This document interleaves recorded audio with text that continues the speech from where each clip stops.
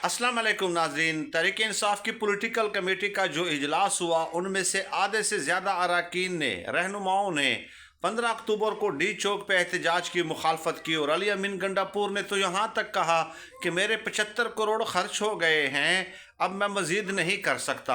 चुनाचे सोचा जा रहा था कि अब कौन इसको लीड करेगा जब चीफ मिनिस्टर इसको लीड नहीं कर रहा, लेकिन कप्तान का एक और दबंग शेर मैदान में उतर गया है। अब देखना होगा कि क्या वो सिर्फ ऐलानात की हद तक है या अमलन वो करके दिखाते हैं। लेकिन बहरहाल बहुत बड़ा ऐलान किया है उसने, और वो है हमाद अजहर साहब। रात को ट्विटर पे उन्होंने वीडियो जारी करते हुए कहा कि जान भी देने के लिए तैयार हैं।